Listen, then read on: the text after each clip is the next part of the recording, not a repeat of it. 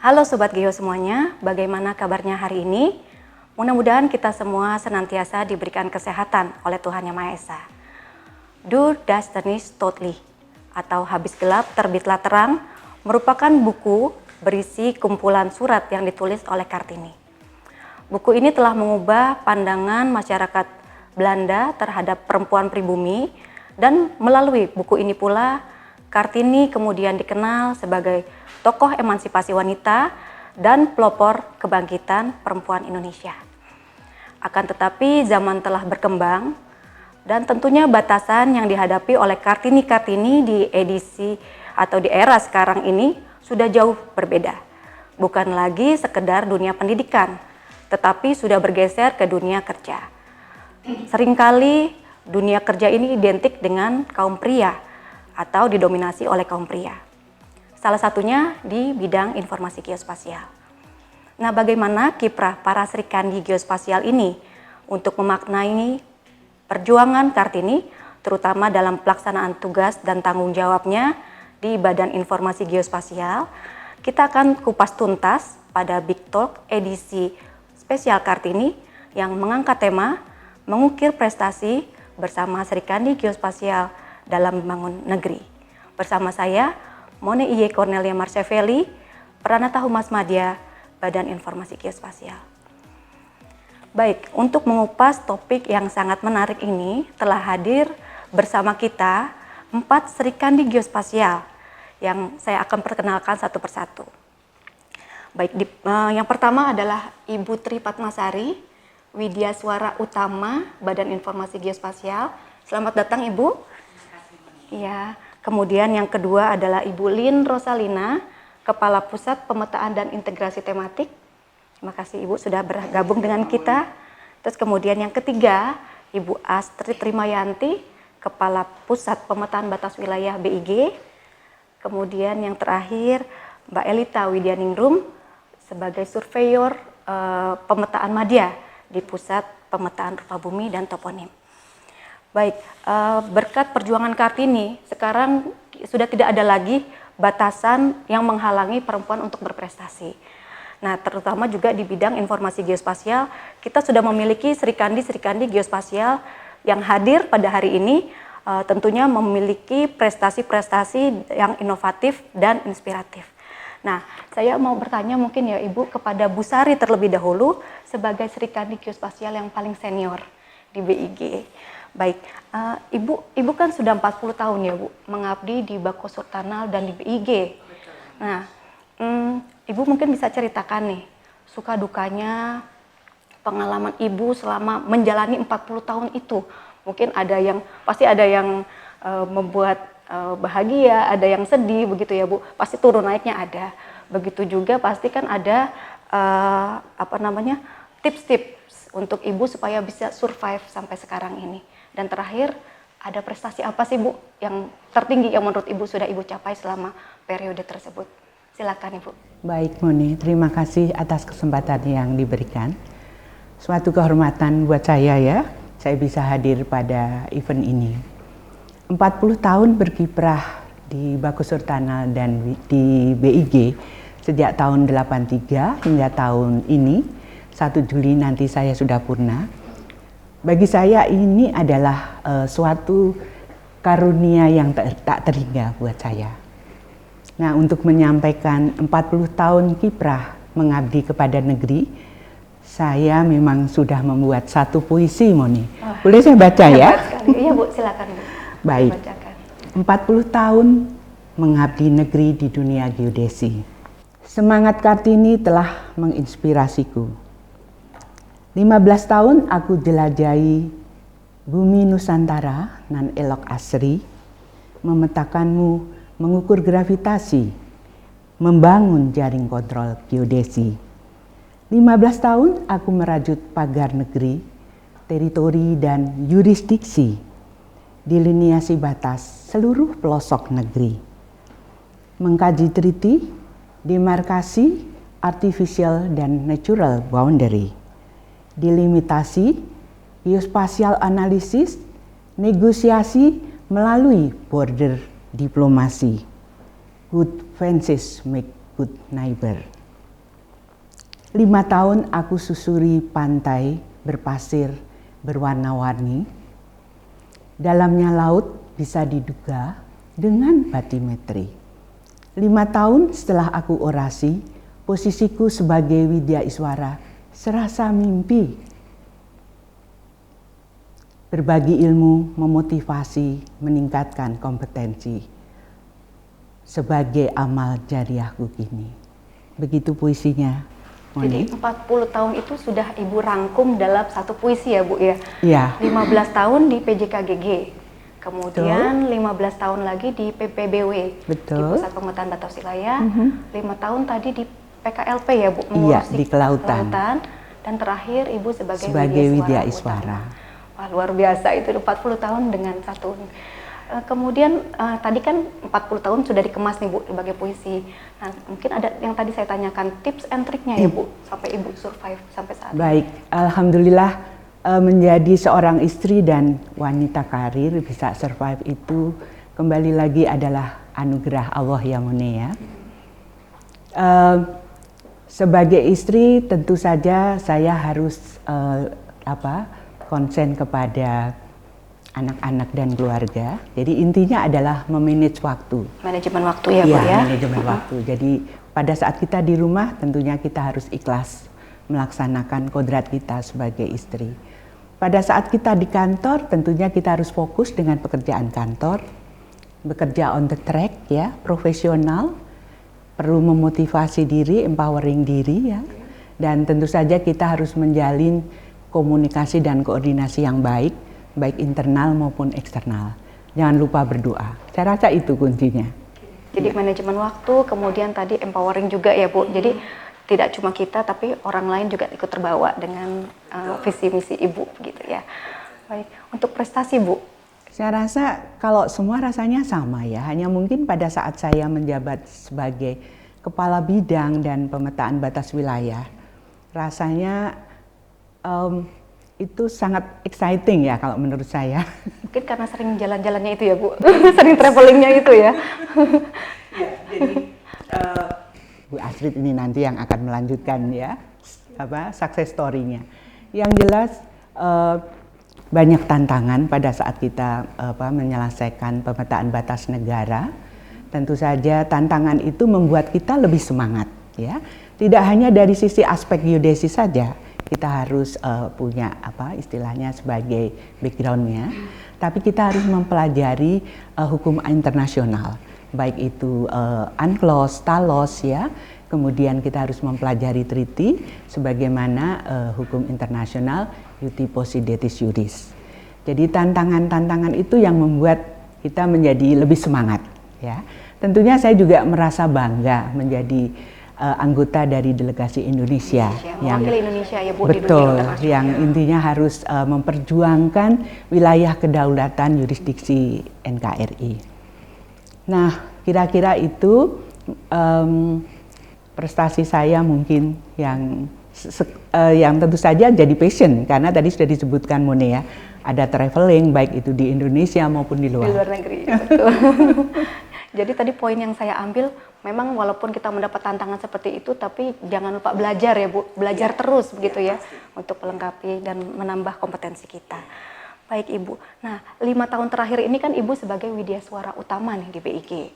Nah mungkin Ibu punya harapan untuk SDM bidang IG, bidang informasi geospasial. Seperti apa Bu harapannya? Baik, bidang IG ini sekarang jadi seksi ya, digunakan oleh semua sektor di dalam perencanaan pengembangan wilayah kaitannya dengan berbasis spasial.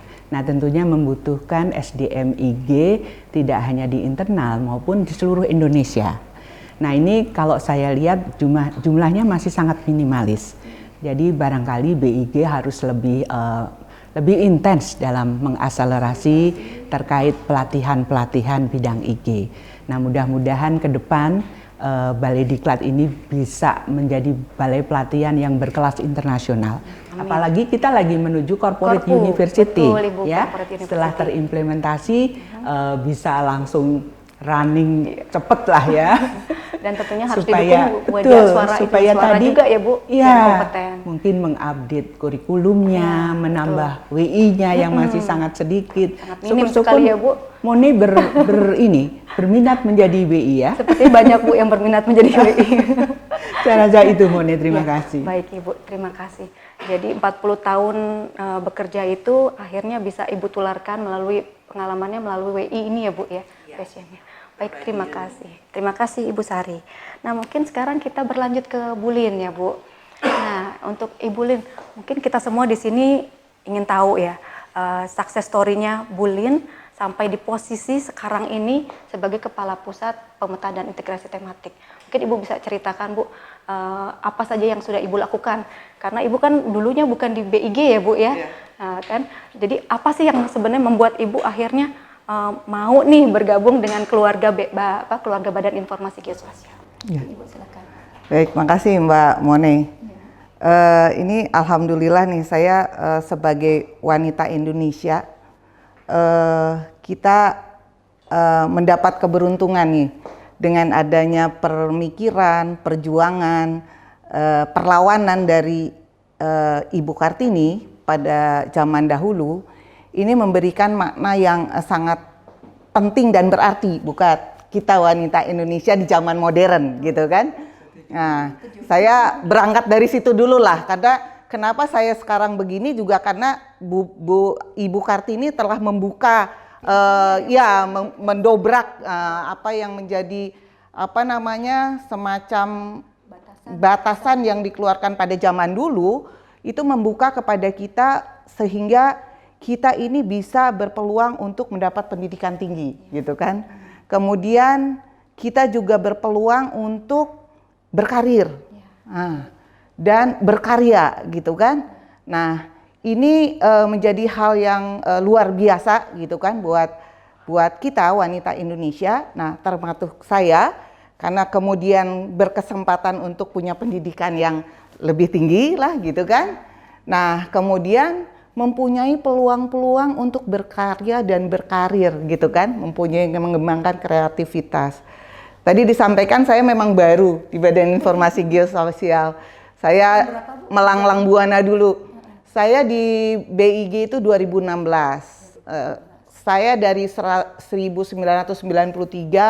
di Badan Pengendalian Dampak Lingkungan dulu. Peran saya di laboratorium. Kemudian 2002 itu ke Kementerian Lingkungan Hidup gitu kan. KLH dulu Bu, ya, di lingkungan hidup dulu saya juga masih di laboratorium. Masih di belakang meja ya Bu ya? Masih di belakang meja. Nah, kemudian saya masih di KLH juga sekarang sudah tidak di meja lagi karena bergerak ke tata lingkungan. Dan di situ mulai mengenal spasial gitu kan. Mulai ada kerjasama, kolaborasi dengan teman-teman di BIG. Wah, kemudian keluar interest seperti itu gitu kan. Passionnya, wah ini suatu pembelajaran yang baru. Tadi alhamdulillah di pendidikan formal saya mungkin tidak seperti Bu Sari di geodesi atau teman-teman geografi. Tetapi dengan pembelajaran pengalaman bersama teman-teman di geospasial menimbulkan satu ketertarikan gitu kan, supaya saya bisa berkarya dan berkarirkah di sini. Dan ternyata ada peluang itu gitu kan, di pemerintahan itu memberi peluang, sekarang kita tidak harus berkarya di satu unit institusi, instansi. Nah, ternyata ya begitulah, coba-coba buah manggis. Ternyata alhamdulillah akhirnya bergabung dengan Bu Sari, Bu Astrid dan Bu Erlita dan Mone. Banyak ya Bu seleksinya waktu itu, cukup berat ya mungkin? Ya cukup beratnya karena saya bukan orang geodesi atau geografi gitu kan. Tetapi ternyata peluang itu tidak tertutup dari hanya latar belakang pendidikan gitu kan. Kita bisa kreatif, inovatif, beradaptasi. Nah ternyata juga membuka peluang saya untuk bisa bekerja di sini. Alhamdulillah sudah 7 tahun saya bergabung. Hah? Jalan Allah Subhanahu wa taala. Ya. Nah, berarti ikhtiarnya tadi mungkin tidak belajar, tetap belajar ya Bu ya. Iya. Dengan apa namanya pengalaman baru, pengalaman ini Iya. kita dalami lagi sehingga Iya. kemudian akhirnya Ibu loh yang terpilih di antara sekian banyak Iya. orang yang mendaftar. Ya kuncinya memang di situ ya. Kita berani bertanya, belajar gitu ya. Dan berkolaborasi lah. Karena waktu itu tidak mungkin saya sukses dalam kegiatan yang dikolaborasikan dengan BIG di KLH kalau kita tidak punya kolaborasi, kerjasama, koordinasi yang baik gitu. Sehingga di situ saya juga menggali ilmu-ilmunya. Di situ belajar banyak kami. Ya. Baik. Nah sekarang kan Ibu sebagai Kepala Pusat PPIT nih ya, mendapat amanah Bu, KSP ya sekarang, kebijakan satu peta yang menjadi prioritas nasional. Itu bukan hanya amanah yang enteng ya Bu, yang mudah gitu, begitu banyak tanggung jawab yang harus Ibu laksanakan. Nah, mungkin Ibu bisa ceritakan nih peran Ibu sebagai Kepala Pusat Wanita begitu yang mendapat amanah begitu besar, seperti apa Bu? Dan mungkin ada tips triknya untuk regenerasi mungkin teman-teman di pusat pemetaan dan integrasi tematik juga nih yang sama-sama mengurusi KSP seperti apa Bu? Ya, terima kasih Mbak Mone. Jadi pertama kali saya menjabat sebagai Kepala Pusat Pemetaan Integrasi Tematik, memang pada saat itu juga sedang dijalankan amanah Perpres 9 2016 tentang pelaksanaan kebijakan satu peta gitu kan. Di situ pekerjaan besar saya rasa ya, karena ternyata ada keterlibatan sampai 19 kementerian lembaga. Jadi betapa kita harus bekerja sama, berkolaborasi, berkoordinasi. Akhirnya ilmunya keluar lagi ya? Dari situ. Dan kita bukan hanya di BIG berhadapan di sini dengan BIG, ada 19 kementerian lembaga yang mempunyai karakter yang berbeda-beda gitu kan. Nah pada saat itu kita harus menggali peta-peta apa saja yang dihasilkan dari 19 kementerian lembaga. Awalnya ada 85 tema. Mencoba untuk mereka bisa memberikan peta atau data-datanya kepada kita gitu kan. Sulit ya Bu, sebenarnya mereka pasti kan mengkunci waktu itu di keep sendiri gitu ya. Betul, karena kenapa ada kebijakan satu peta yang sebetulnya mulai kita mengumpulkan kemudian memperbaiki karena harus distandarkan dengan kaidah-kaidahnya pemetaan, tapi kita juga mendorong peta atau data itu harus bisa digunakan bersama, diberbagi pakaikan istilahnya kan, kalau itu harus sharing gitu kan, ada data sharing. Nah itu tidak mudah ternyata untuk mereka bisa menyerahkan atau mengeluarkan data-data yang dimiliki. Kemudian ternyata juga kita mendorong mereka harus memperbaiki. Wah itu luar biasa juga. Bagaimana kita harus mendorong teman-teman di kementerian lembaga itu untuk sama-sama memperbaiki. Hal yang penting juga adalah tim kami di BIG gitu kan. Kita bukan kementerian koordinasi loh yang bisa merintah-merintah atau mengkoordinasikan. Tetapi kita memberikan suatu pembekalan kepada staf gitulah. Bahwa kita bisa mengajak mereka nurut sama apa yang menjadikan kebijakan kaidah-kaidah pemetaan. Nah, alhamdulillah. Jadi kalau dulu ada 85 tema, kemudian keputusannya diperpanjang tuh ya, menjadi Perpres 23 2021. Sekarang ada 158 yang menjadi PR sampai 2024. Alhamdulillah sudah 112 sekarang yang sudah kualitasnya baik. Sudah bisa diberbagi pakaikan dan juga sudah bisa dianalisa bagaimana tumpang tindih yang terjadi sehingga kita bisa mengetahui dan diambil kebijakan-kebijakan lebih lanjut gitu kan, penyelesaian tumpang tindih atau sekarang juga mungkin dengan analisa-analisa kebijakan perizinan. Itu sudah bisa dimanfaatkan karena datanya sudah terstandar dan sudah bisa diberbagi pakaikan, terbuka untuk bisa diberbagi pakaikan. Dan itu menurut saya suatu hal yang alhamdulillah keberhasilan dari kami di BIG gitu kan, yang bisa menggiring sekarang malah jadinya 24 kementerian lembaga untuk menyerahkan data-datanya kepada kita dan memperbaiki menuruti apa-apa kebijakan yang dikeluarkan oleh BIG gitu. Dari Bu Lin tadi kayaknya sama ya dengan Bu Sari. kita harus pintar negosiasi ya Bu. Ini kayaknya ada ilmu komunikasi sebenarnya. Iya, Ibu internasional, saya kelasnya nasional. Kementerian lembaga itu juga kan sulit ya Bu. Betul, ya. Baik, oke. Kalau melihat semua itu mungkin kita bisa pindah ya sekarang ke Bu Astrid yang ketiga nih. Oke, Bu Astrid ini kan masih muda ya Bu, karirnya cemerlang sekali gitu ya. Kayaknya waktu itu jadi kepala pusat termuda ya Bu Astrid ya? Alhamdulillah. Sampai sekarang. Sebagai kepala pusat termuda di Badan Informasi Geospasial. Nah, sebagai kepala pusat pemetaan batas wilayah Bu Astrid, tadi Bu Sari udah cerita nih tentang batas negara. Nah, mungkin dari Bu Astrid bisa melengkapi nih, kira-kira seperti apa sih yang sudah dilakukan BIG ini terkait batas wilayah administrasi? Oke. Terima kasih banyak Mbak Mone. Jadi kalau tadi Mbak Mone menyampaikan kepala pusat termuda, saya pernah menjadi CPNS termuda. Mungkin Mbak Mone, karena kita seangkatan ya gitu ya. Baik, kalau terkait dengan batas wilayah administrasi, memang dari semenjak saya jadi kepala pusat sampai dengan sekarang, alhamdulillah kita sudah memiliki batas wilayah, baik batas daerah, kabupaten kota maupun batas desa dalam satu database seamless seluruh Indonesia. Jadi kalau untuk batas kabupaten kota, kita memang berkolaborasi lah, kita mendapatkan datanya dari Kemdagri. Jadi data-data batas kabupaten kota yang sudah definitif, tentunya sudah Permendagri kita peroleh dari Kemdagri. Lalu untuk lainnya yang batas indikatif tentunya itu kan dari peta RBI. Selebihnya sekarang untuk yang batas desa nih, kita kan PBW sebagai ditugasi untuk menyediakan data batas sebagai salah satu layer data dasar. Itu tentunya kita harus bisa menyediakan tentunya dari level terbawah terkecil sampai dengan level batas negara ya. Nah, untuk batas desa sendiri kita sudah memiliki data batas desa kelurahan seluruh Indonesia. Iya betul.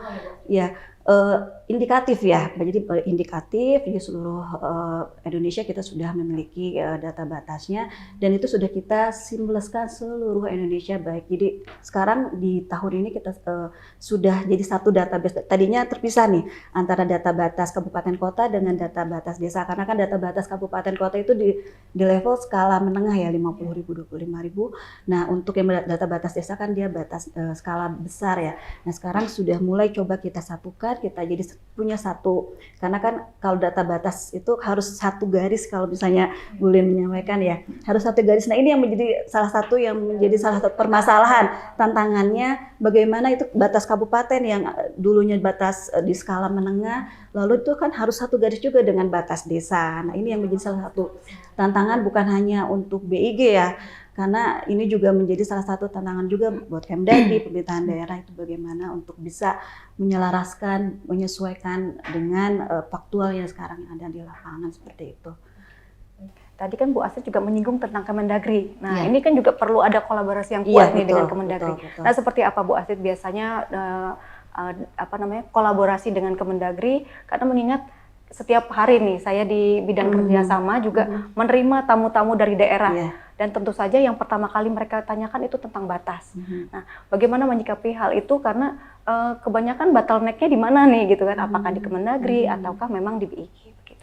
Baik, mungkin bukan hanya Kemdagri, kita tuh banyak banget kolaborasi, koordinasi. Memang tadi Bu Sari menyampaikan ilmunya, kalau kalau hard skill itu kan mungkin kita peroleh dari sekolah ya. Ini kalau di khususnya mungkin kalau saya karena di batas wilayah itu lebih terasahnya itu untuk soft skill-nya, bagaimana kita bernegosiasi lah dengan baik, iya, berdiplomasi gitu ya, dengan baik di level ya dengan aparat desa sampai dengan bagaimana kita dengan negara lain gitu ya.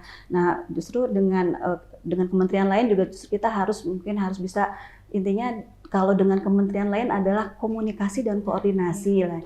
Jadi nanti banyaknya masalah yang ada, kalau kita koordinasikan, kita komunikasikan, kita bisa mencari jalan keluarnya. Ini dengan Kemdagri juga zaman dahulu gitu ya, terutama isu luas wilayah. Nah, isu luas wilayah itu karena kan ini menjadi salah satu faktor untuk penentuan DAU ya, untuk baik luas darat maupun luas pengelolaan laut provinsi dan bagi hasil. Nah, untuk luas darat itu kan Kemdagri ya yang menghitungnya. Nah, untuk luas pengelolaan laut provinsi dan juga bagi hasil kabupaten kota itu kan BIG yang menghitungnya. Dari zaman mungkin sebelum tahun 2020, luas wilayah yang dihitung oleh Kemdagri dengan luas wilayah yang dihitung oleh kita itu berbeda gitu ya. Nah, mulai waktu tahun 2020 kita coba untuk komunikasikan, kita mulai coba koordinasikan dengan Kemdagri, dan tadi dengan adanya kebijakan satu peta tentunya semua data dasar baik batas wilayah itu kan harus dari BIG gitu ya. Jadi untuk luas wilayah mulai tahun 2021 kita yang menghitungkan dan kita sampaikan setiap tahunnya ke Kemenkeu dan juga ke Kemdagri, untuk nanti Kemdagri juga setiap tahun ada mengeluarkan Kepmendagri kalau sekarang ya, kalau dulu kan Permendagri tentang kode wilayah, sekarang ke Kepmendagri. Jadi nanti luas wilayah yang ada di Kemdagri atau sekarang sudah di Kepmendagri itu akan sama. Jadi nanti kalau ada orang daerah misalnya mereka membawa luas saya berbeda ya harus mengacu ke Kemdagri karena hitungannya sudah dari BIG, karena kita baik metode maupun dasar ya sudah tidak ada karena sudah jelas perhitungannya seperti apa dan data yang digunakan juga sudah jelas. Satu data, jadi kembali lagi ke Bu Lin ya. Ya pentingnya satu peta itu, Bu. Ya, jadi betul. ngacu satu peta. Konflik-konflik juga ya. Iya, betul. Nah, dengan tanggung jawab yang besar itu nih Bu Astrid, apakah masih ada mimpi yang belum Bu Astrid capai gitu ya? Mungkin sebagai orang nomor satu kah di BIG? Karena kan kita tahu nih belum ada sama sekali ya Bu yang perempuan sebagai kepala BIG. Nah, mungkin Bu Astrid ada mimpi seperti apakah?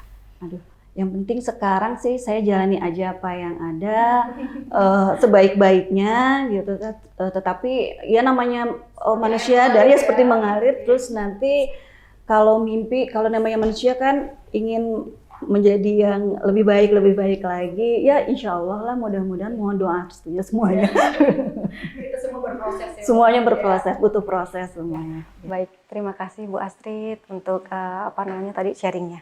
Baik, untuk Mbak Elita nih, Mbak Elita kan baru pulang sekolah ya Mbak ya, sekarang ditempatkan di Pusat Pemetaan Rupa Bumi dan Toponim. Nah, mungkin Mbak Elita bisa cerita nih, setelah pulang sekolah nih sibuk apa sih gitu di pusat PPRT ini? Baik, makasih Mbak Mone. Saya memang baru pulang sekolah tahun lalu ya, 2021, berarti 2 tahun lalu ya. Dan kemudian ditempatkan kembali ke unit teknis, di mana sebelum saya sekolah juga berkontribusi di situ, yaitu di Pusat Pemetaan Rupa Bumi dan Toponim. Dan setelah pulang sekolah, memang yang saya tangkap highlight dari pimpinan terhadap saya adalah memang untuk bisa mengaplikasikan, mengimplementasikan apa yang menjadi riset selama saya studi, yaitu tentang artificial intelligence untuk pemetaan. Dalam hal ini memang untuk pemetaan dasar skala besar, karena di penelitian saya menggunakan data LiDAR ya, data LiDAR dan foto udara.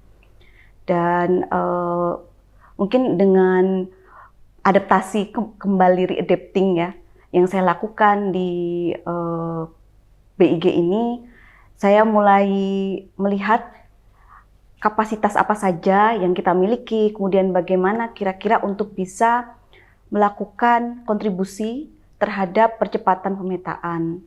Dan akhir-akhir ini saya masih mengikuti beberapa kegiatan reguler pemetaan seperti mungkin pemutakhiran peta RBI, dan juga masih tentang pengolahan citra satelit tegak, dan juga pengukuran ground control point untuk citra tegak. Oke. Jadi sekarang sedang menggeluti AI ya? Salah AI ini satunya, di sini Agung Indrajit atau bukan Mbak? Oh, itu suami saya. Yang AI Agung Indrajit itu suami saya. Jadi kalau saya AI ini memang artificial intelligence sedang digeluti atau kecerdasan buatan. Yang mana mungkin kalau diperbolehkan saya cerita sedikit, bahwa kecerdasan buatan ini sebenarnya suatu rumpun ilmu di mana di situ tujuannya adalah membuat mesin atau komputer berpikir, bertindak, dan berperilaku selayaknya manusia.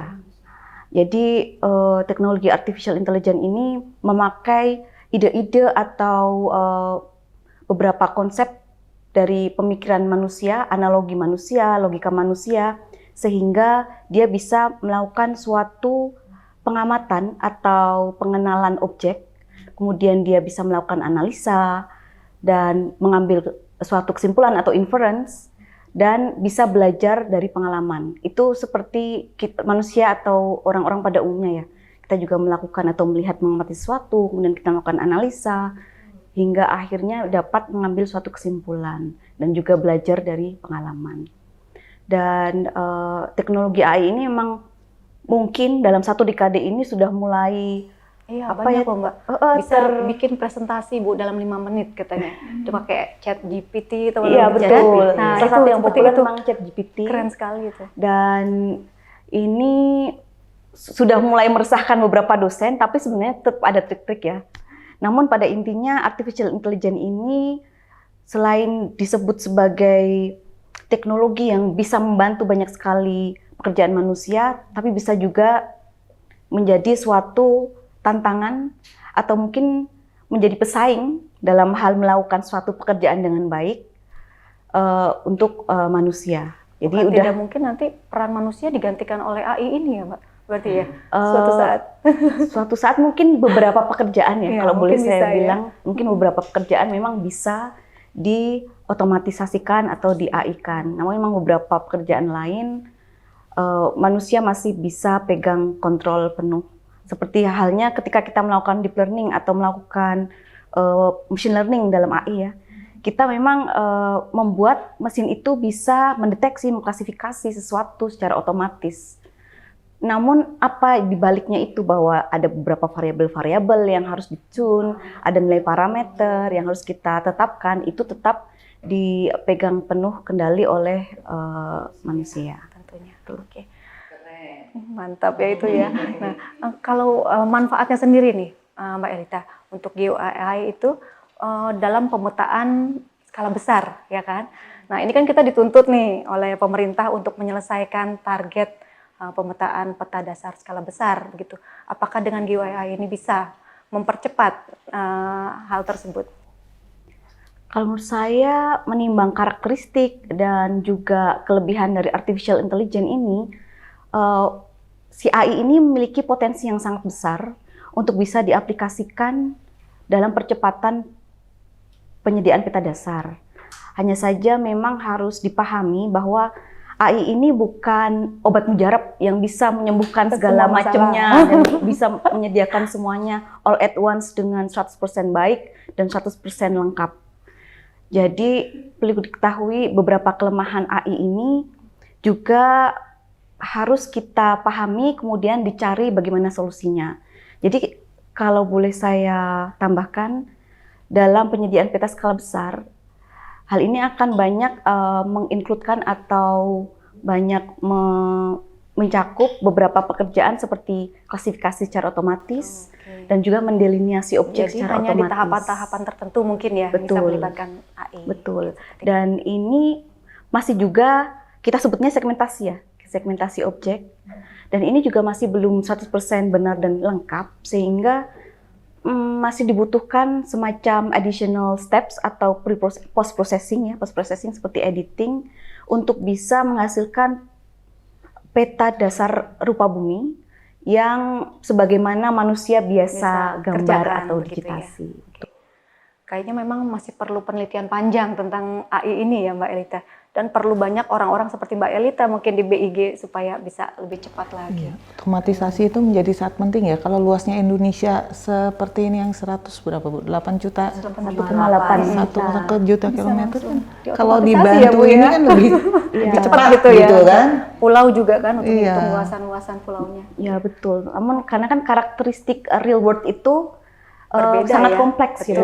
Betul. Ya dengan semua variabilitas yang tinggi, kemudian ada obstruksi juga, itu membuat segmentasi atau pengenalan objek itu kadang-kadang cukup challenging, cukup menantang. Jadi kita bisa bayangkan saja atap rumah itu kalau dari citra atau kalau dari foto udara kan juga bermacam-macam warna, iya, bentuk, kelihatan bentuknya. dan bahannya, sehingga itu menambah, kalau di machine learning mungkin menambah noise atau bias terhadap pemodelan untuk bisa mendeteksi secara akurat. Dan salah duanya lagi mungkin karena kapasitas atau infrastruktur dari pengolah data sendiri juga harus diperhitungkan. Karena artificial intelligence ini kan membutuhkan komputasi yang tinggi. Dia itu terdiri dari ratusan bahkan ribuan rumus matematika, dan di dalamnya melakukan iterasi yang lumayan banyak, dan juga weight adjustment yang pasti akan membutuhkan storage dan prosesor yang tidak sedikit. Betul. Jadi memang banyak tantangannya ya Mbak ya, yang memang harus perlu kita lengkapi bersama supaya bisa tercapai tujuan kita untuk pemetaan peta skala besar. Oke, baik. Nah, kemudian kita tahu nih ibu-ibu di sini bahwa bidang informasi geospasial itu kan memang kebanyakan di BIG itu laki-laki ya. Bahkan di data kepegawaian sendiri saya cek itu 61% adalah laki-laki. Jadi kita di sini 39%-nya Bu, gitu ya. Nah, seringkali kita melakukan kegiatan-kegiatan terutama misalnya pengumpulan data yang melibatkan survei ke lapangan. Nah, survei lapangan ini kan nggak hanya kita ada tempat yang aksesnya mudah, begitu kan. Tentu ada kadang-kadang yang aksesnya agak sulit, remote area, dan sebagainya. Nah, saya mau dengar nih pengalaman dari para Sri Kandi Geospasial yang sudah hadir di sini, apa pernah ada kegiatan atau yang sudah dilakukan suka dukanya nih saat melakukan survei ke lapangan, atau mungkin adakah perlakuan berbeda dari teman-teman sendiri begitu? Mungkin dimulai dari Mbak Elita ya. Baik, kalau dari saya mungkin memang survei lapangan yang pernah saya ikutin ya tidak begitu menantang, mungkin biasa-biasa saja. Bahkan tim atau teman-teman saya pun saya rasa bisa berkoordinasi dan bisa bekerja sama dengan sangat baik, sehingga kita bisa saling melengkapi. Dan saat misal yang paling mungkin challenging itu memang saat pelaksanaan pengukuran titik kontrol tanah ya. Di situ memang kita harus datang ke lapangan, dan kita mungkin harus mencapai beberapa area yang cukup remote dan jalannya cukup curam, licin, dan tajam, belokan perempuan kan tajam. kadang-kadang dibilang lebih lemah gitu ya dibanding laki-laki. Nah, bagaimana itu menangani stigma-stigma seperti itu gitu, Pak? Ya, jadi memang di saat di lapangan pun sebenarnya saya juga mencoba mengatakan kepada rekan saya yang juga pria bahwa saya juga bisa melakukan yang pria lakukan. Hanya saja mungkin sebagai rasa hormat mereka tetap saja alat GPS mereka yang membawa, dan statif kadang mereka juga tetap membawa. Jadi mungkin bukan tidak berarti mereka punya stigma bahwa oh ini perempuan itu lemah, tapi mungkin lebih rasa hormat. Ya. Itu saja sih. Oke, baik. Bu Astrid mungkin punya pengalaman nih kan, Bu Astrid pernah surveinya sampai perbatasan ya Bu ya. Nah itu mungkin bisa diceritakan Bu. Saya pernah juga di perbatasan negara, perbatasan di daerah ya, itu di Kalimantan juga saya pernah juga survei. Pokoknya saya pernah survei kalau di laut gitu, dari perahu yang kecil sampai yang perahu besar. Jadi survei waktu itu ikut kapal BJ untuk survei LKI. Saya rasa juga sama seperti Mbak Elita, jadi lebih ke rasa hormat mungkin ya. Kalau misalnya kita ngangkat statif gitu kayaknya gimana ya, jadi paling kita kalau misalnya ini bawa patok kayu gitu seperti itu, sepertinya saya tidak, kayaknya sih nggak pernah kalau itu. Tapi mungkin tadi Mbak Mone menyampaikan memang khususnya di batas ya, di batas itu wanita memang menjadi minim ya. Terutama mungkin kalau sekarang di batas negara pun untuk perundingan itu kayaknya cuma saya, kalau misalnya perundingan tuh kayak wanitanya mana ya, kayak cuma saya sendiri gitu. Kadang-kadang diplomat itu mungkin agak terbatas ya untuk perempuan. Wanitanya. Tapi kayaknya sih so far masih bisa di handle ya untuk semua kegiatan survei lapangan. Oke, baik. Gimana dengan Bu Sari? Mungkin pengalamannya juga jauh lebih banyak ini terkait survei lapangan, Ibu. Kalau di tempat perbatasan saya memang belum pernah menjamah. Saya selalu virtual terus kalau. Tapi saya punya pengalaman survei gravity, kebetulan first order gravity seluruh bandara di Indonesia. Jadi sedikit eksklusif karena pindah-pindah dengan pesawat.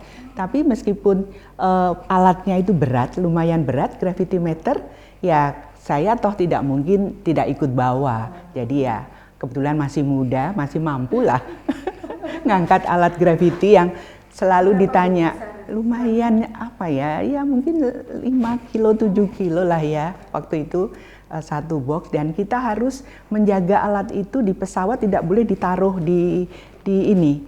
Harus dia kadang-kadang duduk di seat sendiri. Nah itu kan jadi satu pertanyaan.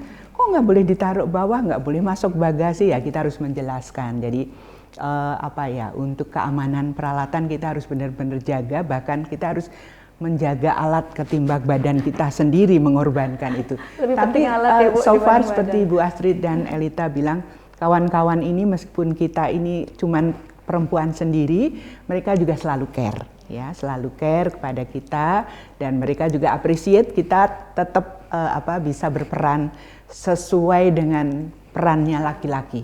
Jadi kita tidak terus manja-manja meskipun perempuan sendiri, oh enggak lah. Sesuai dengan kemampuan. Iya, betul. Saya nggak terlalu banyak pengalaman survei di perbatasan, nggak ada. Jadi nggak ngerasain misalnya berhari-hari nggak ada sinyal itu ya, Bu? Nggak ada, karena saya sinyal, justru sehari itu waktu itu karena peralatan gravity itu menuntut bahwa lobe-nya itu harus kecil. Jadi justru kadang-kadang sehari itu harus pindah-pindah tempat, bisa penerbangan 2-3 kali. Jadi saya anggap, wah ini survei eksekutif ini, eksklusif, karena harus naik pesawat terus. Cuman ya itu kita harus nenteng-nenteng, terus kejar-kejaran dengan pesawat. Nggak seperti sekarang kan, masih tahun 90-an barangkali ya. Jadi ya masih agak susah lah. Garuda ya, Bu, kalau zaman itu? Campuran, masih merpati, karena kita kan seluruh Indonesia. Iya, betul. Ya, betul. Pesawat kecil berarti ya? Ya kadang-kadang, tapi ya exciting lah.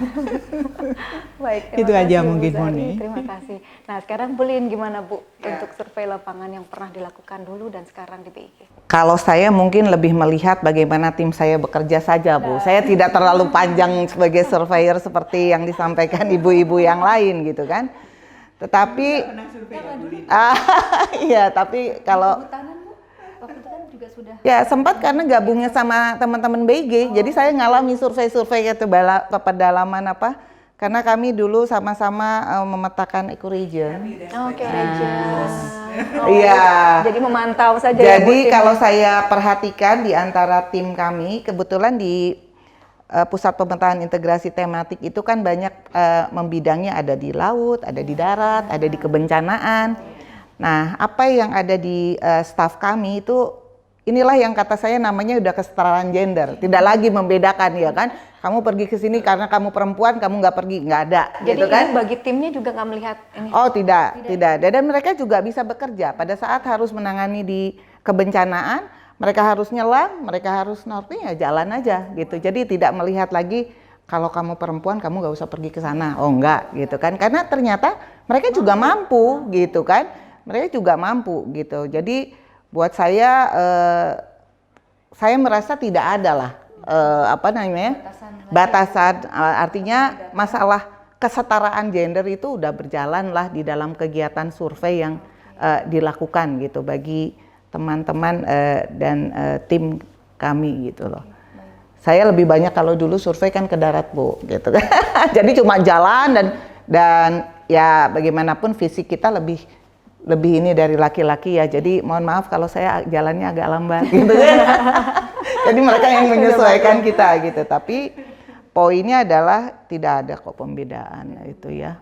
Hanya masalah kekuatan fisik, yaitu udah dari sudah kodratnya gitu kan. Udah kodratnya bahwa kita memang tidak sekuat laki-laki. Ternyata kalau berani boleh sama-sama berani gitu. Tapi akhirnya harus menerima juga, oh ternyata kita juga tidak sekuat laki-laki dalam hal fisik gitu kan. Mungkin itu sesuai dengan kodratnya lah. Memang di BEG sekarang kesetaraan gender is real ya, Bu ya, sudah semuanya. Nah, kita bicara nih sekarang woman as a leader. Kan semua di sini pasti menjadi pemimpin gitu di lingkungannya masing-masing.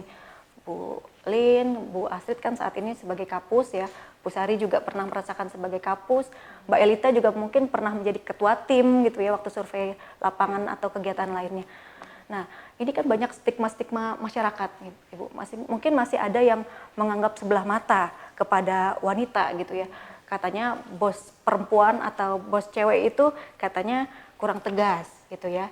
Kemudian gampang disetir gitu ya, atau tidak berani mengambil risiko. Nah, bagaimana menghadapi tantangan-tantangan itu? Kemudian mungkin ada kiat-kiatnya, Bu. Mungkin ini bisa kita tularkan ke calon-calon pemimpin wanita begitu di BIG.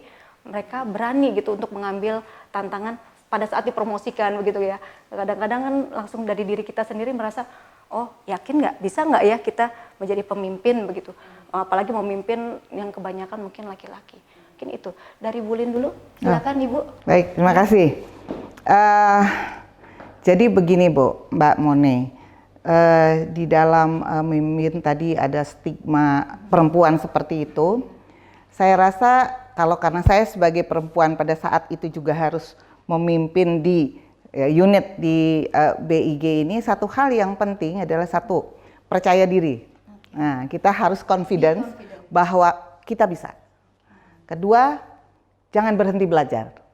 Ya, karena setiap lingkungan kerja itu mempunyai budaya yang spesifik, mempunyai karakter yang spesifik, sehingga kita harus beradaptasi di sana dan membangun komunikasi yang terbuka. Tidak antara, mungkin ada pimpinan dan atas, pimpinan dan bawahan, tetapi kita menjaga tidak ada gap dalam komunikasi di sana. Jadi saya selalu terbuka, membuka ruang diskusi, apakah bisa langsung atau pada forum yang lain. Nah, ya, justru yang tidak resmi. Saya membuka mereka untuk silakan untuk bicara setengah kamar, gitu kan? Minum-minum kopi lah di sana yang saya tidak ikut untuk bisa menyampaikan hal-hal yang sebetulnya membuat kenyamanan dalam bekerja. Jadi saya katakan kalian bekerja harus bahagia. Kalau ada yang tidak cocok pada saat atau tidak nyaman untuk bekerja, tidak sesuai dengan kompetensi, tidak sesuai dengan passionnya dia, silahkan ungkapkan. Walaupun tidak langsung kepada kami, itu bisa ada satu forum sendiri. Kami punya forum sendiri untuk menyampaikan hal itu, dan itu yang kita bangun. Artinya keterbukaan komunikasi antara pimpinan dan staf itu harus selalu kita buka, kita jaga. Dan yang penting saya katakan kalian kerja harus bahagia, saya bilang. Gitu kan? Terima kasih. Jadi mindsetnya harus itu dulu ya, Bu. Bahagia ya, dulu. Bahagia. Kalau kita hati senang, kerjaan juga lancar. Gitu kan? Hanya bagaimana mencari kebahagiaan buat teman-teman yang bekerja itu seperti apa. Makanya saya meminta silakan teman-teman menilai kompetensi dan passionnya untuk bisa bekerja di unit kerja kami di Puput itu, di PPIT. Ya. Tapi kita selalu terbuka seperti itu. Ini kayaknya perlu dicontoh nih dari Bu Lin yang membangun komunikasi dengan para staf ya. Oke, kalau Bu Sari seperti apa Bu? Baik, saya sependapat dengan apa yang disampaikan Bu Lin ya. Jadi tentunya memang kita harus jadi pimpinan itu harus kita punya rasa percaya diri, self confidence-nya juga harus kuat, optimis lah ya. Kalau kita kelihatan kurang meyakinkan ya pastinya jadi beda suasananya. Jadi tentu saja kita memang benar kita tetap harus empowering diri ya, terkait dengan kita tetap harus terus belajar, menyesuaikan itu tadi seperti batas negara ya kita mesti menyesuaikan situasionalnya seperti apa gitu. Jadi perempuan yang pimpinan leadership-nya harus kuat, harus tegas ya. Kemudian mau kita bekerja keras, work hard, juga bekerja smart ya, itu saja. Kemudian kuncinya komunikasi. sama. Jadi komunikasi kita harus intens dalam menjalankan komunikasi dan koordinasi. Kalau menurut saya leadership wanita sekarang itu juga sudah tidak diragukan, ya, karena banyak sekali pemimpin-pemimpin wanita kita di Indonesia maupun di luar yang mereka juga punya istilahnya kemampuan yang luar biasa. Jadi punya kapasitas dan kapabilitas yang menurut saya oke lah ya. Jadi patut kita istilahnya mengapresiasi. Hanya saja tadi benar seperti Bu Lin, kadang-kadang justru stigmanya memang seolah-olah kalau kaum perempuan itu seperti ini. Jadi ya memang posisi kita memang belum kalau dari porsinya memang kita belum bisa menyamakan ya Bu Lin ya. Dimanapun seolah-olah mungkin 90% kayaknya masih dominasinya laki-laki. Wanita itu mungkin baru yaitu mungkin 10% atau 20%. Meskipun sekarang pemerintah juga memberikan istilahnya kesempatan, memberikan ruang yang cukup di semua lini perempuan untuk maju, untuk menjadi pemimpin yang baik.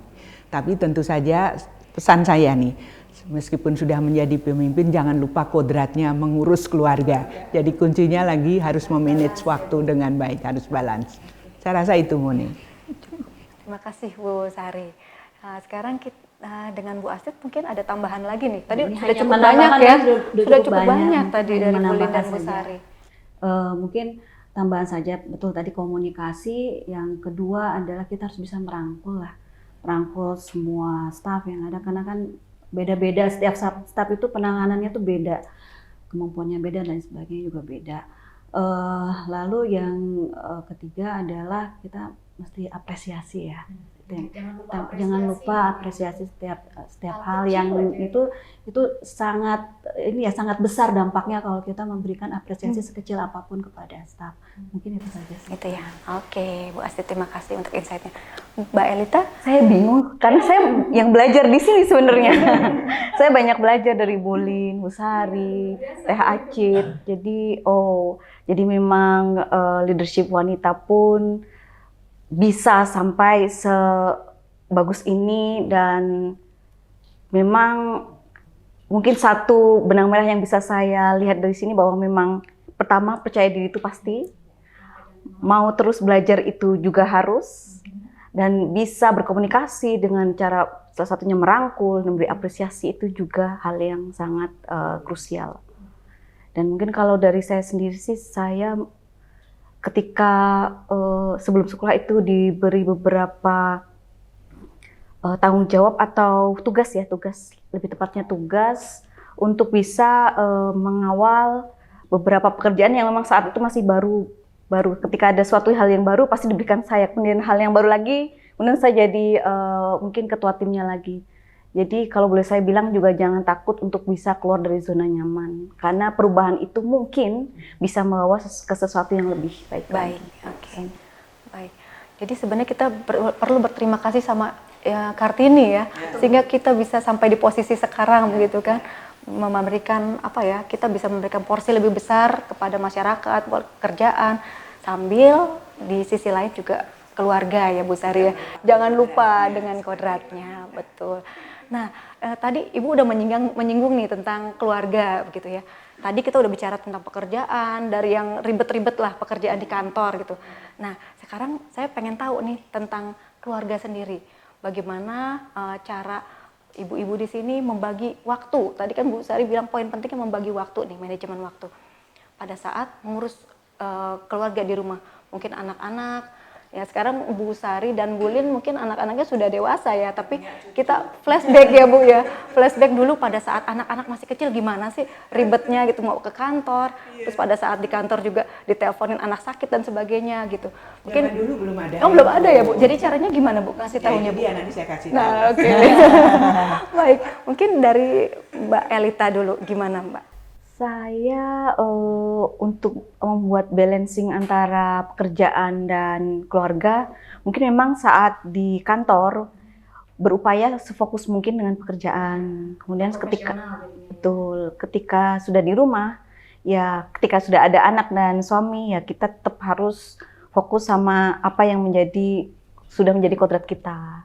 Saat ada anak, berarti kita juga harus bisa memberikan perhatian full, kasih sayang full, dan jangan sampai dia merasa tidak aman dan tidak nyaman di rumah.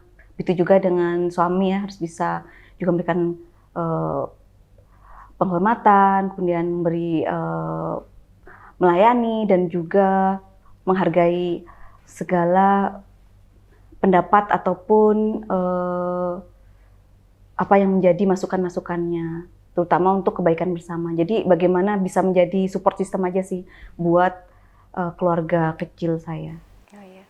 Tapi poin pentingnya ada komunikasi juga ya, ada bagi tugas yang jelas nih sama suami, dikomunikasikan. Misalnya pada saat kita tidak bisa, suami bisa dihandle mungkin seperti itu ya. Baik, gimana dengan Bu Astrid nih? Dengan anak-anak yang masih kecil-kecil kan ya sekarang? Iya. Sekarang masih kecil juga sekarang sih. masih kecil kan? Masih kecil-kecil. Intinya sih satu komitmen dan komunikasi dengan suami, bagi-bagi waktu. Satu lagi komunikasi sama atasan. Ya, kadang-kadang kan kalau zaman dulu ya, kalau sekarang mungkin lebih susah ya. Misalnya saya sama Bu Sari, Bu, saya waktu zaman dulu ya, saya nggak bisa masuk karena anak saya sakit gitu, jadi agak telat gitu masuk kantor gitu. Iya. Gitu. Jadi dikasih izin langsung ya, kalau alasannya anak gitu ya. Gitu aja sih. Oke, jadi komunikasi dengan atasan juga penting ya. Oke, baik. Sekarang Bu Sari nih, tadi katanya mau berbagi tips nih, gimana berbagi cerita tentang itu. Iya, paling Saya rasa sama ya, kita karena sudah komitmen sebagai wanita karir dan selaku ibu rumah tangga yang baik. Utamanya kita selaku wanita itu sebetulnya tugasnya memang di rumah, ya. Kalau menurut Islam kita bagaimana membina, mendidik anak-anak. Nah, mungkin sedikit waktu anak-anak masih kecil tentu saja ini saya rasa sama pada saat mereka balita yang namanya sakit. Dan itu juga pastinya ibu juga tidak bisa konsentrasi penuh dengan pekerjaan di kantor ya. Nah, tapi alhamdulillah sih semua bisa teratasi. Nah, kuncinya juga pembagian kerja dengan suami. Jadi yang sering sih ngambil rapot itu suami ke kantor, ke sekolah. Jadi kebetulan aja pas lagi pengambilan rapot saya pas tidak di rumah. Secara kebetulan aja. Jadi intinya memang itu, kita komunikasi secara intens juga dengan anak-anak dan suami, karena tanpa dukungan mereka kita nggak bisa seperti ini ya. Jadi komitmen yang pertama, komunikasi secara intens, dan bagaimana kita manage waktu itu dengan seimbang, proporsional. Pada saat di kantor ya fokus di kantor, pada saat di rumah itu istilahnya ya quality time-nya ya, bukan dari sisi kuantitas kita banyak sama anak, tapi kalau sekarang kan main handphone sendiri-sendiri. Zaman dulu kita nggak punya. Berkumpul di ruang yang sama tapi sambil pegang handphone Itu semua. dia ya, kalau sekarang ya. Kalau zaman dulu ya alhamdulillah di Indonesia itu masih memungkinkan kita punya asisten rumah tangga. Ini yang menguntungkan buat diri saya. Tanpa tanpa asisten rumah tangga yang mungkin saya sudah mengeluarkan alumni yang cukup banyak nih. 40 tahun gonta-gantinya. Tentu saja mereka cukup membantu dengan kesibukan saya. Nah, kembali lagi kita harus juga memberikan kepercayaan dan appreciate kepada asisten. Karena kita menitipkan anak dan juga suami. Iya betul, jadi ya seperti apa tadi Bu Astrid, kalau anak buah ya kita harus appreciate. Nah sama, kita anggap sebagai keluarga kita ya. Mungkin tambahan saya dari saya itu aja. Oke, terima kasih Bu. Nah Bu Lin gimana Bu? Mungkin punya kita nih termasuk yang beruntung Bu, wanita modern pasca Kartini, di mana yang dulu kan stigma perempuan itu adalah ke dapur ya.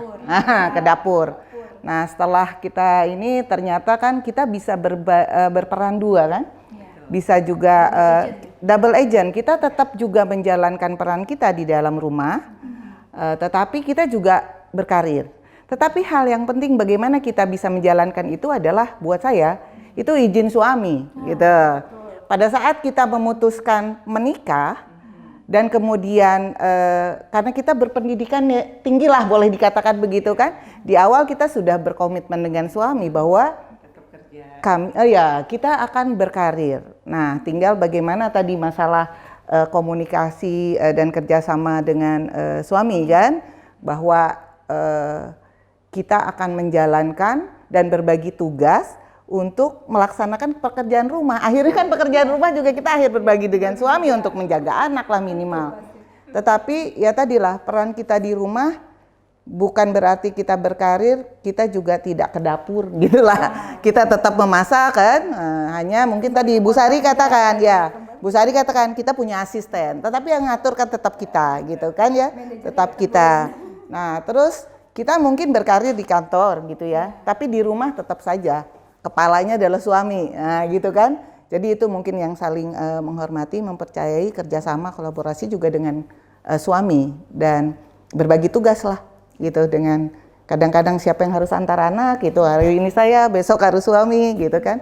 Mungkin seperti itu. Nah, kita kembali kepada kodratnya, walaupun kita sekarang mendapatkan suatu posisi yang baik di zaman modern, peran wanita di zaman modern Indonesia ini kita bisa menjalankan dua tadi double agent tadi ya, tapi kita punya kodrat tetap harus kembali mandikan anak atau masak juga gitu kan ya. Tetap kembali ke kodrat. Kembali ke kodrat ya. Oke, baik. Ini menarik sekali memang Sri Kandi geospasial di sini ternyata mampu gitu ya menjadi double agent yang menyeimbangkan antara pekerjaan di kantor profesional, kemudian juga melayani suami dan juga melayani kebutuhan anak-anak di rumah. Nah, untuk yang terakhir nih Bu, mungkin saya ingin ada closing statement ya. Seperti apa makna dari Kartini? Tadi kan kita udah bahas lah banyak ya perjuangan Kartini hingga kita sampai di posisi sekarang ini. Mungkin ada closing statement, ekspektasi atau harapan yang bisa dibagikan ke Sobat Geo sekalian. Dari Mbak Elita mungkin? Dari saya mungkin bahwa setiap wanita itu adalah sosok hebat dan kuat dengan caranya masing-masing, dan wanita juga berhak atas mimpi-mimpinya dan juga berhak untuk melakukan apa yang memang dia inginkan. Maka kepakan sayapmu selebar mungkin dan raih cita-citamu, dan jangan lupa untuk bisa bermanfaat untuk sekitarmu. So be yourself and don't forget to also love yourself. Selamat Kartini. Ya, bagus banget ya. Oke, dari Bu Astrid. Oke. Untuk perempuan-perempuan Indonesia, khususnya untuk perempuan-perempuan BIG, keep shining, keep learning, be confident, and never give up on reaching your dreams and hopes. Ya, semuanya kata-kata mutiara nih kayaknya.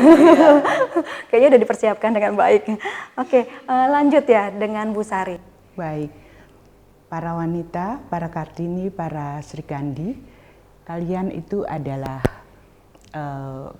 seorang ibu yang bagi anak-anaknya, istri bagi suaminya. Jadi tetap semangat ya, meraih mimpi, tetap optimis ya.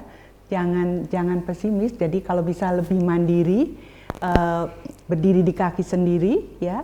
Syukur-syukur bisa dari sisi finansial bisa lebih baik, ya. Bisa lebih tegar, ya. Be strong. Kemudian tetap harus empowering diri. Nah, tentu saja jangan lupa bahagia. Selamat Hari Kartini. Semoga para wanita, para Sri Kandi hebat semua dan bermanfaat untuk keluarga dan bangsa. Baik, terima kasih Bu Sari.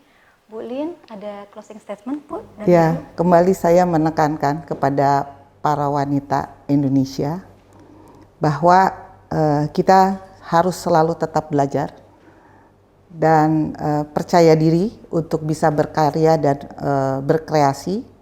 Tidak lupa akan kodrat kita juga sebagai wanita. Saya ingin menyetir apa yang kata Ibu Kartini, pasti akan berat, tapi ini hal yang penting. Terkadang kita mengalami kesulitan, tapi pasti kita akan mendapatkan kebahagiaan yang sempurna. Terima kasih. Baik, sudah closing statementnya begitu indah, begitu baik begitu ya. Doa-doanya mungkin mudah-mudahan bisa kita laksanakan dalam kehidupan kita sehari-hari. Nah, sebelumnya mungkin saya mengucapkan terima kasih dan apresiasi sebesar-besarnya kepada para Serikandi Geospasial di sini, Mbak Elita, kemudian Bu Astrid, Bu Sari, dan Bu Lin yang sudah meluangkan waktunya untuk datang ke talk show ini dan juga sudah berbagi cerita. Tadi begitu banyak cerita dan pengalaman juga ilmu yang bisa kita ambil dari pengalaman para narasumber hari ini. Nah, kemudian saya mengucapkan tetap semangat Ibu, tetap bekerja mengukir prestasi dalam membingkai NKRI, kemudian sampai bertemu di Big Talk edisi berikutnya. Saya Mone, mohon pamit diri. Sukses selalu untuk semua perempuan Indonesia. Selamat Hari Kartini, salam geospasial.